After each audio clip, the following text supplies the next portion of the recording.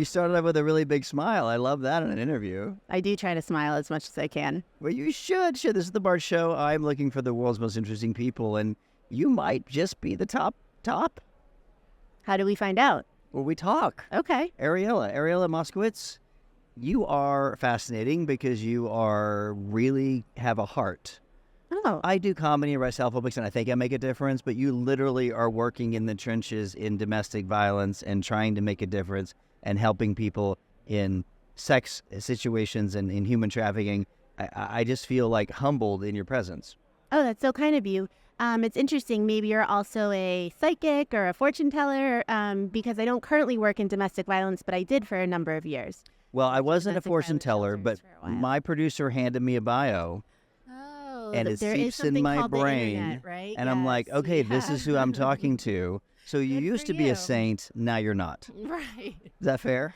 Yeah, no, I'll still go with the saint, but I don't want to leave a body part anywhere in a case for years to come. What is your mission now? Because you've got a website, decriminalizesexwork.com. So obviously there is a huge issue with people that are selling services for sex and ending up in jail, criminal records, felonies, their livelihood taken away from them. Is that what you care about deeply? Yes, it's deeply what we care about. Decriminalize.work is the website. Our organization's name is Decriminalize Sex Work. It's hard to get away from what we do. Lots of forms of sex work are currently legal: stripping, camming, porn. So really what we're talking about decriminalizing is prostitution. So we don't want to see people saddled with criminal records for something they choose to do of their own volition with another adult in the privacy of their own home.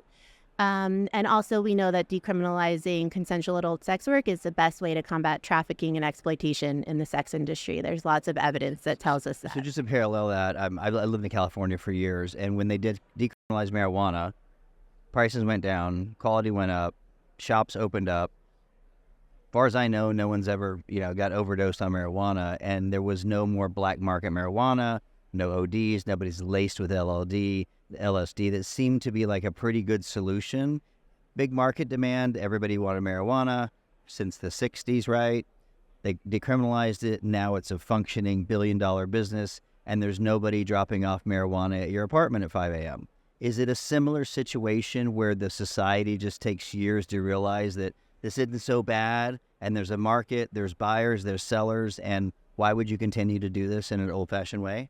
It could be similar. There's a lot of similarities when we talk about decriminalizing. Decriminalizing sex work is different than legalizing sex work, the way we kind of see marijuana regulated. We don't necessarily want to see sex work regulated. We want to see all criminal and potentially civil penalties removed. I'm glad you mentioned the market because we have two goals right now. One is to decriminalize consensual adult sex work. The other is to fight another model of governing sex work that is gaining some traction around the U.S. It goes by many names. The Nordic model, it exists in Norway, the Swedish model. The equality model is really an insidious name for it. That's what it's being I've rebranded never heard as. Either three of these. Yeah. I would think have more names for it, I would think. But Nordic. Right, so Amsterdam has a legalized market. It's a legalized market. Okay? The red district legalized. Yes, Nobody they pay taxes. They get tested. Well, and almost a lot like of a brothel in Nevada. Absolutely. Maybe? So we live under criminalization in every state in the U.S. except for these couple rural counties here in Nevada, where brothels exist. A lot of sex workers, even though it's criminalized, they already pay taxes, right? Getting in trouble with the IRS is not something folks want to do either. And so people pay taxes. That's not the issue with legalization. The issue with legalization is we create a two-tier system. So a lot of folks, you've asked a lot of questions. I'm going to try to, there's a lot here. There's so much here. So let me go back to this for a second. You had three words that I wasn't familiar with. Right. That's the frame of the right, and then I got carried away from that. So Nordic, Swedish, and demand equality model, all the same thing. We call it the entrapment model. Okay. So what this model does is it decriminalizes the selling of sex, but keeps the buying criminalized. And when you mention the market, right, it makes no sense. It's like going into a liquor store. The John is criminalized, or the girl? Correct. Assuming it's male female. Oh, did I mix up my words? I've said a lot I of may words have today. misheard you, but So the selling of sex is decriminalized. The buying, the client remains criminalized. So I buy sex, I might get in trouble, but she's not. Right. Or in he. theory, yes. That's it. Okay, got it. So they're trying to stop the demand. And demand, which never correct. works. Never works. Demand drives markets. Right. And you cannot apply a simple economic principle, right, to like human interactions. So we know that this is a futile attempt to end demand. You know, but some people don't know because they're idiots and don't read basic economics. It's just inherently contradictory, this model, but it's gaining traction because it sounds really good, right? Especially when we call it the equality model.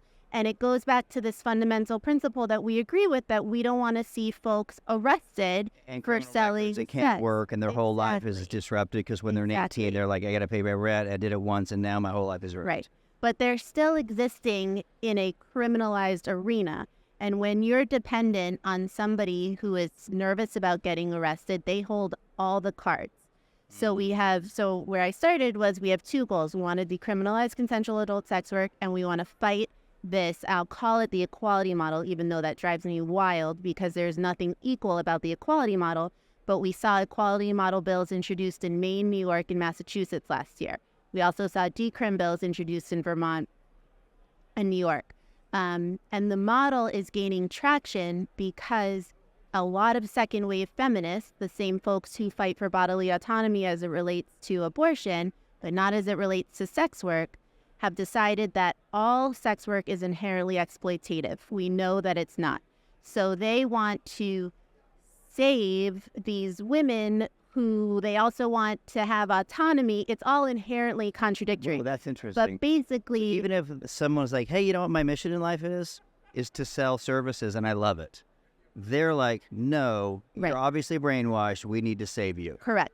Okay. And the term equality comes from the belief that they hold that equality between the genders can never be achieved as long as there are, and again, sex workers are not a monolith, right? They're not all women, but for this purpose, I will say women, that equality between the genders can never be achieved as long as there are women out there, whoever they may be, that are selling sex. This somehow interferes with their ability to achieve gender equality. But how would you have gender equality if you still have marriage?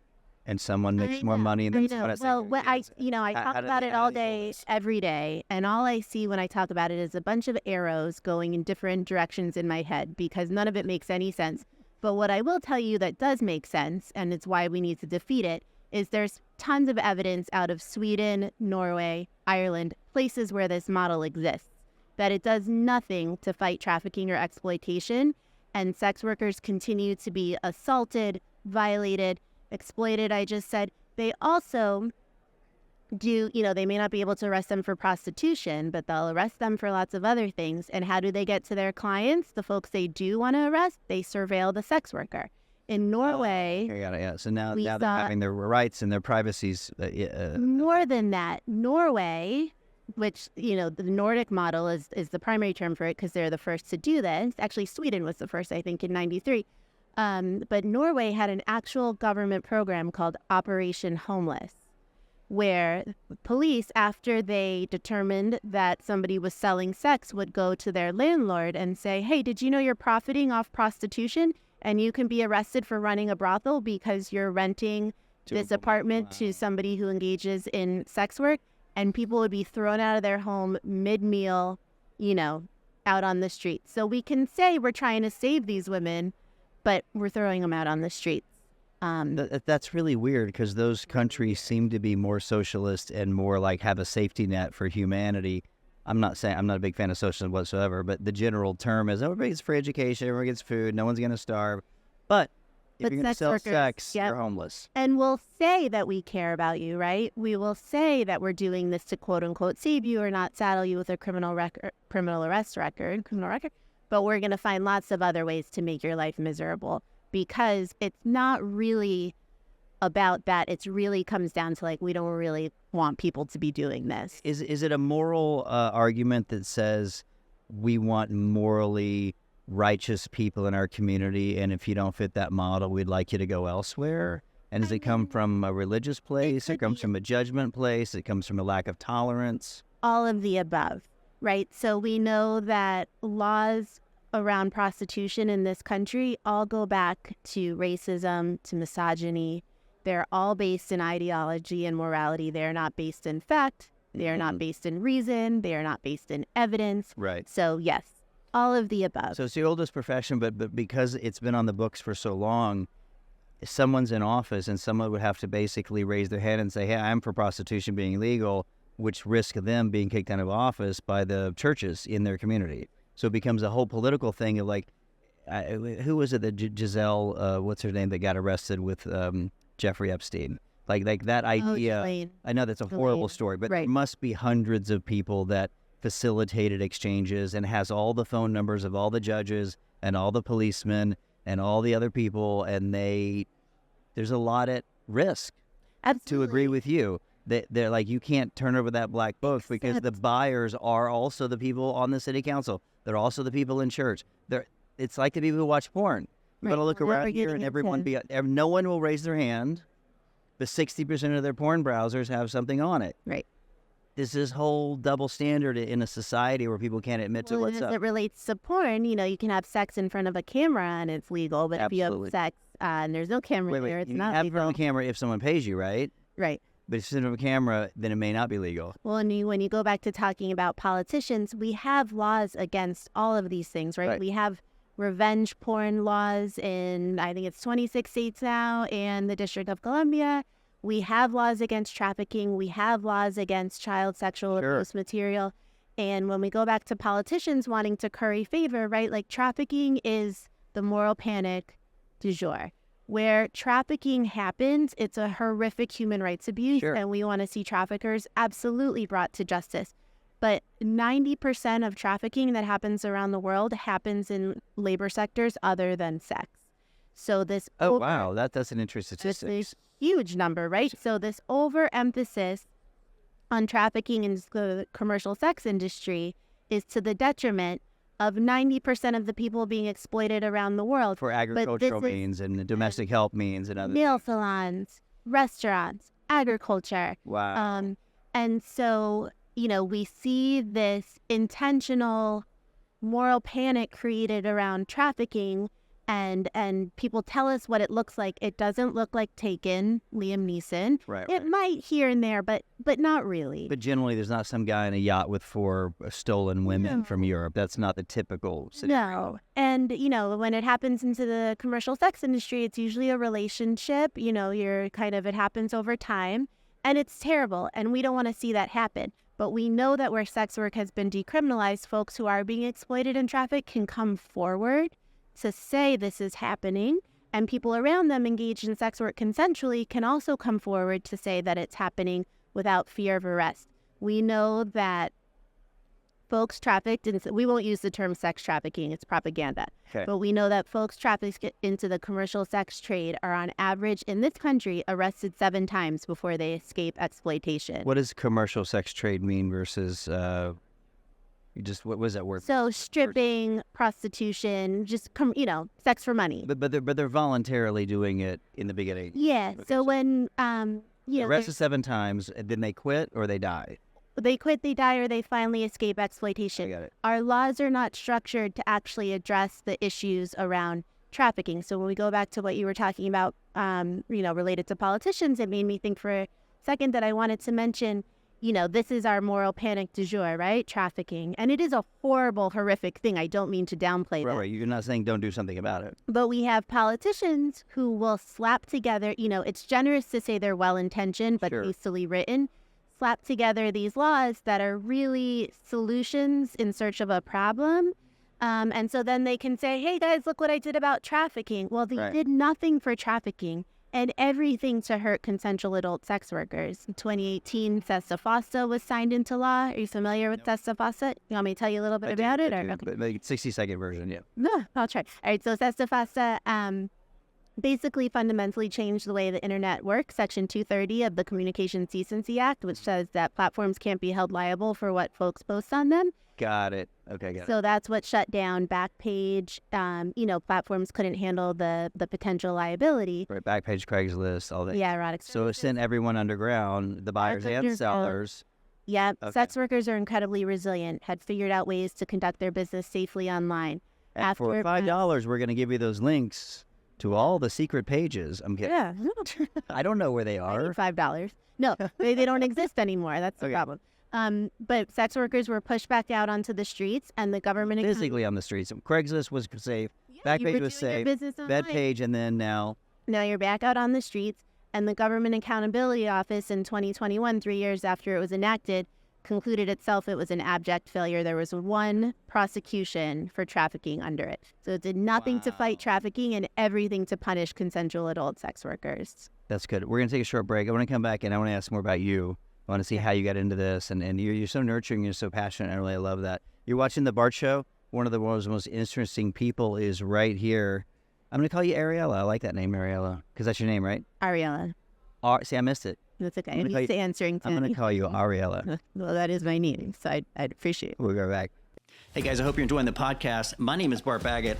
In addition to being a podcast host, I wrote a couple of books, and I want to give one of them away to you right now. It's called The Magic Question, How to Get What You Want in Half the Time. It is one technique, my favorite technique I use to make myself optimistic, to make myself happy, and to notice the good things in life. Now, you may not need it. You may be a happy person, but I know someone in your life probably does. So scoot on over to the domain magicquestionbook.com. Look for the button that says, hey, I'm a podcast listener. Give me the book for free. And we will either send it to your doorstep just for pay shipping and handling, or you can download it and begin listening to it right now in audiobook or PDF file. It's my gift to you. I want you to be happier. I hope that the show brings you some joy and happiness and laughter. But learning how to control your brain and having your friends think better, man, it's the secret to being happy, to creating manifestation, to creating more stuff. But more importantly, how to get what you want in half the time.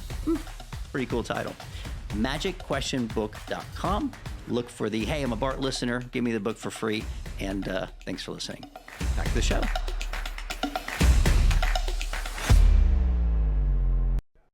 Okay, we're back with Ariela, and I find you adoring, adorable.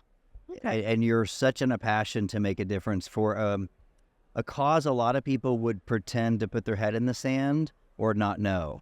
But I've lived in Hollywood for years. I have so many friends that are now in the movie business that were strippers. Like, I've seen people come through that world and to the good. One of my really close friends was a pole dancer and stripper for years. She put herself through college, and she's very lucky she didn't get busted, right? 'Cause she would never have a law license. Right. And so I really understand, and maybe I cut a wider path than most, but it's not that unusual for people to find themselves in situations of selling services, and yet there's so much shame associated with it.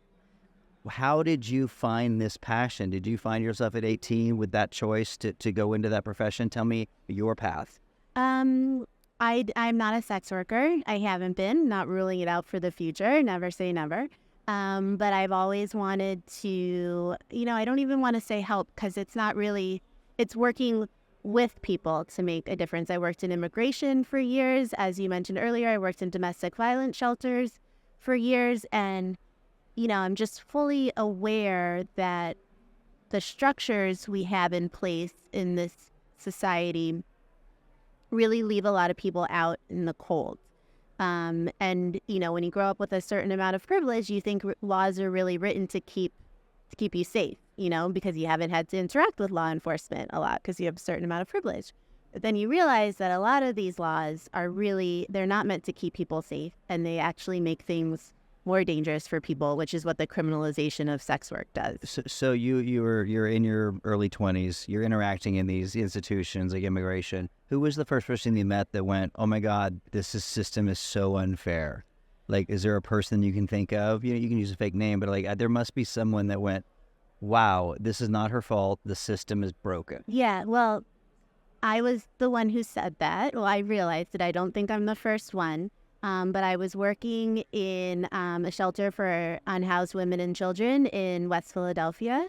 It was actually a program that had emergency housing, transitional housing, and permanent housing. And my office was like embedded in this apartment building that was permanent housing for these families. And you had to have children to live there. And of course, folks were very low income, fixed income. And there was a woman I worked with who engaged in sex work, full service sex work, which is our preferred term instead of prostitution. Full service sex work? Mm-hmm. Okay. So sex for money. Because lots of forms of sex work are illegal. You mentioned stripping, porn, camming. It's really prostitution is the only one that's illegal. And I knew she did sex work. It was against the rules of housing, but that was between me and her. And she had 3 children who she took wonderful care of. They were a beautiful family. And on a Friday night, she went to meet a client. Key to the story is it's a Friday night. He ended up attacking her. A window in his home got broken while she was trying to leave this situation. And he held all the cards, right? He was the guy. He knew she could be arrested for prostitution. He didn't have to say why she was there. He called the cops because his window had been broken. They found her walking down the street. They could tell she'd been beaten. So it was her that had, climbed through this window or whatever she did to get out. And they arrested her. They could also saddle her with the charge of loitering for the purposes of prostitution. So she was in jail on a Friday night. She left her kids with a babysitter. By Monday morning, when she finally got to arraignment, where are my kids? By then, the babysitter had reported the kids abandoned. She didn't know where this woman was. She sat in jail for the weekend. So the kids were now in DCF custody. You need your kids to have this housing, right? You need your housing to have kids. And guess what? Now she was homeless doing sex work. So that's all that those related laws served to accomplish, was to have this beautiful family broken apart.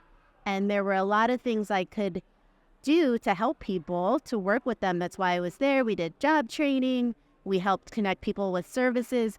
There was nothing I could do here. Nothing I could do. And I realized at that point, my brain hadn't developed enough to just also get to the point that 2 consenting adults shouldn't be arrested for something that they're doing that doesn't hurt anyone. I'd never had to make that connection in my life.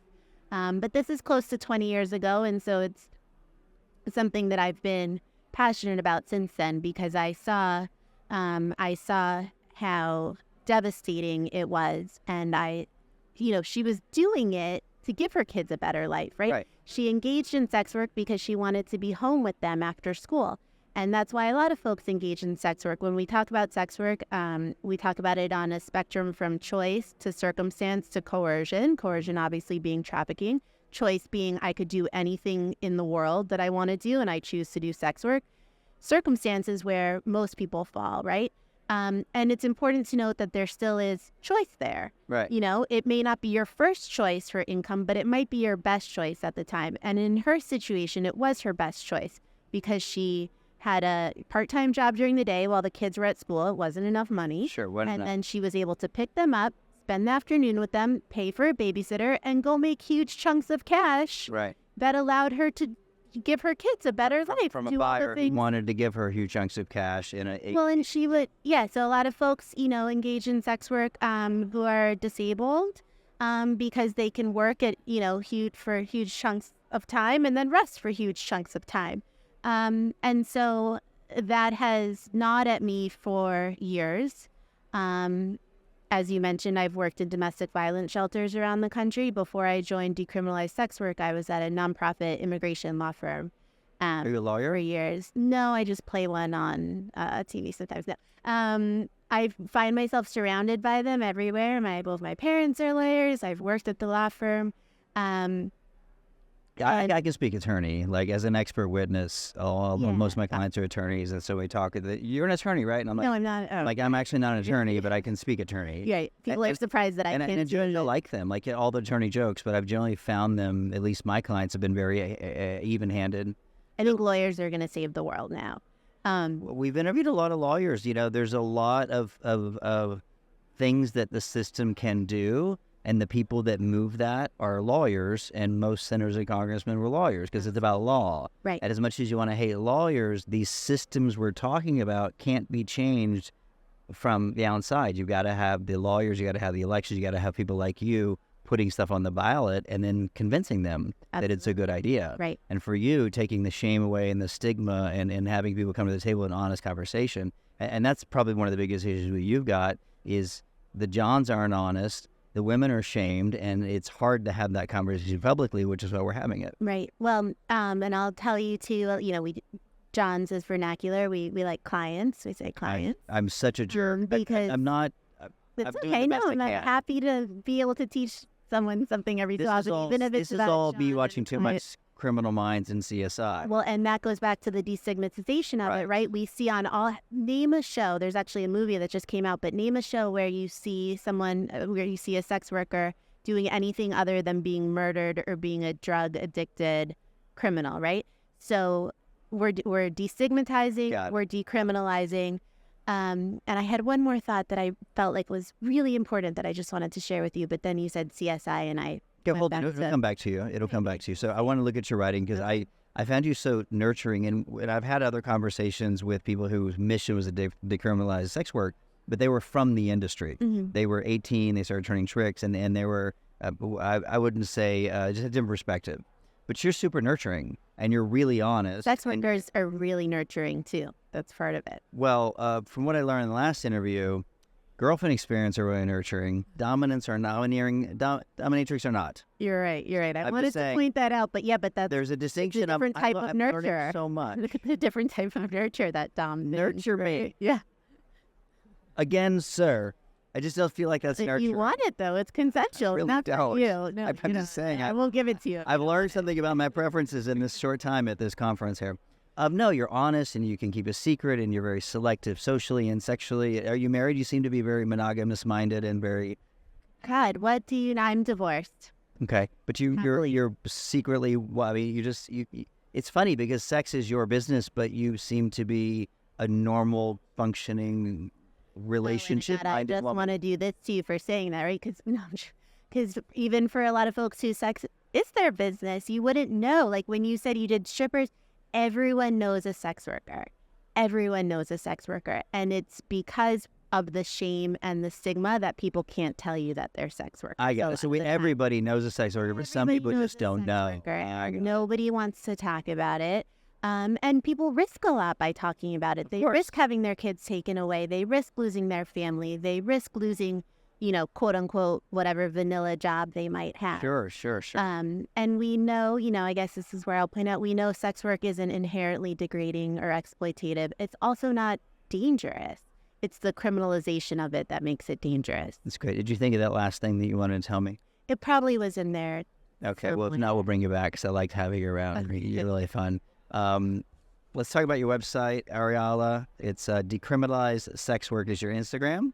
Would you like them to follow you? Go to your website. What's the call of action here? Yeah, go to our website, decriminalizesex.work. We have tons of resources there. Evidence is really big to us. You don't win a lot of arguments with evidence, but we do have a lot of evidence. It's all there. You win it with stories, and you win it with narratives and lovable characters, and it's like the Bible, like the stories. Right. Stories win hearts, and the evidence supports that. Absolutely. We have a lot of short, shareable videos on kind of what we think are the most salient reasons to decriminalize sex work, and we also have lots of letters people can send to their electeds at all levels. Can you add a section for vocabulary for people like me that don't know the right vocabulary words? It's just seriously like, this is for Bart, who doesn't know what the hell a John should be called. Such a horrible human being. Well, women buy sex too. They do? They do. Oh, I would sell. I always said if I could get through college selling sex, I would have done that instead of my student loans. But you know what? I've been going to community college, and that's all it would buy. That is all it would buy. Well, never say never. Ariela, it's been a pleasure. Thanks for being on. Thanks for having me.